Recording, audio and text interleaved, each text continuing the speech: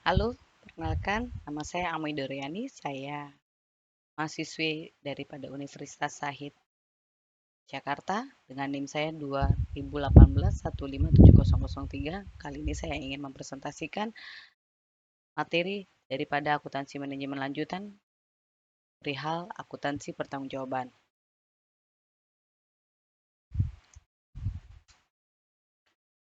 Pengertian pertanggungjawaban. Akuntansi pertanggungjawaban atau responsibility accounting adalah sistem akuntansi yang dirancang untuk dapat mencatat dan melaporkan pendapatan dan biaya yang timbul akibat pelaksanaan suatu aktivitas kepada manajer yang bertanggung jawab terhadap aktivitas tersebut. Penyusunan struktur organisasi tergantung pada pendekatan yang digunakan perusahaan dalam mengelompokkan aktivitas. Adapun karakteristik yang penting organisasi mendukung pengendalian operasional, yang pertama adalah tidak terjadi tumpang tindih dalam tanggung jawab. Yang kedua, setiap manajer memahami tanggung jawabnya dengan jelas. Yang ketiga, individu yang diberi tanggung jawab harus memiliki kewenangan yang memadai. Keterkaitan struktur organisasi dan pelaporan pertanggungjawabannya. Ada 3 pendekatan. Yang pertama adalah pendekatan fungsional, yaitu adanya direktur utama, direktur divisi, manajer pabrik, kepala departemen yang membawahi masing-masing departemennya atau divisinya masing-masing.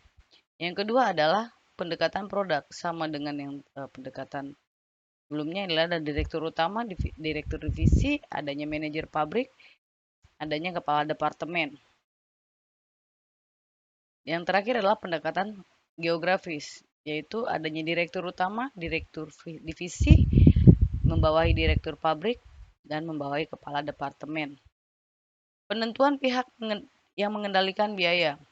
Menurut pandangan tradisional, akuntansi pertanggungjawaban adalah individu yang berwenang mengendalikan aktivitas harus bertanggung jawab terhadap biaya yang timbul akibat pelaksanaan aktivitas tersebut. Dua elemen yang menjadi unsur pengeluaran. Yang pertama adalah harga per unit dan yang kedua adalah kuantitas unsur yang digunakan. Keragaman dan sifat saling ketergantungan faktor-faktor penentu biaya menyebabkan biaya harus dibebankan pada individu manajer berdasarkan pengendalian relatif pada pengendalian absolut. Tanggung jawab terhadap biaya overhead. Langkah-langkah perhitungan tarif penagihan departemen jasa sama seperti langkah-langkah penentuan tarif pembebanan overhead pabrik yang ditentukan di muka. Perhitungan tarif penagihan departemen jasa disajikan sebagai berikut. Yang pertama, mengestimasi atau menganggarkan biaya yang dapat ditelusuri langsung ke departemen jasa. Yang kedua, mengalokasikan anggaran biaya bersama ke setiap departemen. Yang ketiga, mengalokasikan anggaran biaya departemen ke jasa departemen lain. Yang keempat, menghitung tarif penagihan dengan cara membagi jumlah estimasi biaya departemen dengan jasa jumlah perakitan jam jasa. Adapun laporan pertanggungjawaban memiliki dua tujuan utama. Yang pertama, memotivasi individu mencapai kinerja yang tinggi dengan melaporkan efisiensi dan inefisiensi kepada manajer pusat. Yang kedua, memberi informasi yang dapat membantu manajer pusat pertanggungjawaban untuk mengidentifikasi inefisiensi sehingga mereka dapat mengendalikan biaya menjadi lebih efisien. Karakteristik laporan pertanggungjawaban ada 9.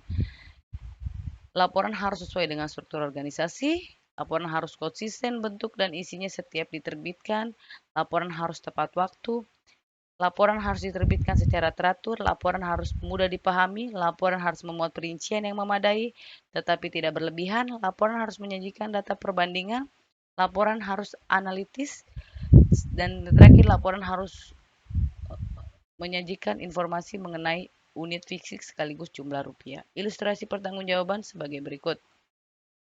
Tingkat pertanggungjawaban adanya tingkat yang pertama yaitu direktur utama. Yang kedua adanya direktur masing-masing departemen. Yang ketiga adalah manajer pabrik A atau sampai dengan manajer beberapa pabrik. Yang keempat adalah masing-masing kepala departemen. Analisis penyimpangan dan anggaran fleksibel. Penyusunan anggaran fleksibel atau yang disebut fleksibel budget adalah anggaran yang mengukur jumlah biaya yang seharusnya pada satu volume aktivitas atau anggaran yang disesuaikan dengan volume aktivitas sesungguhnya. Penyimpangan atau spending variance adalah perbedaan antara biaya sesungguhnya dengan biaya yang dianggarkan pada tingkat aktivitas yang sesungguhnya. Perhitungan penyimpangan pengeluaran. Penyimpangan pengeluaran sama dengan biaya sesungguhnya dikurang biaya yang dianggarkan pada aktivitas sesungguhnya. Atau biaya sesungguhnya dikurang dengan tarif tetap kali tingkat aktivitas yang dianggarkan ditambah tarif variabel kali tingkat aktivitas sesungguhnya. Penyimpangan kapasitas menganggur atau idle capacity variance adalah perbedaan antara biaya yang dianggarkan pada setiap tingkat aktivitas sesungguhnya dengan biaya yang dibebankan pada produk yang dihasilkan selama satu periode. Perhitungan kapasitas menganggur sama dengan biaya yang dianggarkan pada aktivitas sesungguhnya dikurang biaya yang dibebankan. Tarif kali tingkat aktivitas dianggarkan tambah variabel kali tingkat aktivitas sesungguhnya dikurang tarif tetap kali tingkat aktivitas sesungguhnya ditambah tarif variabel kali tingkat aktivitas sesungguhnya. Tarif tetap kali tingkat aktivitas yang dianggarkan dikurang tarif tetap kali tingkat aktivitas sesungguhnya. Tingkat aktivitas dikurang tingkat aktivitas sesungguhnya adalah tarif tetap. Akuntansi pertanggungjawaban pendekatan alternatif. Ada dua kritik terhadap kegunaan akuntansi pertanggungjawaban. Yang pertama berhubungan dengan perilaku disfungsional manajer yang dievaluasi atas dasar kinerja yang dilaporkan oleh sistem tersebut. Yang kedua berhubungan dengan kegunaan data yang dihasilkan oleh sistem bagi manajer. Perilaku disfungsional manajer. Manajer mengendalikan aktivitas yang menimbulkan biaya sehingga penyimpangan yang terjadi dibebankan kepada manajer, bukan kepada proses bisnis yang terjadi penyimpangan. Hal tersebut menimbulkan perilaku disfungsional. Yang pertama, manajer cenderung mengutamakan kepentingan sendiri.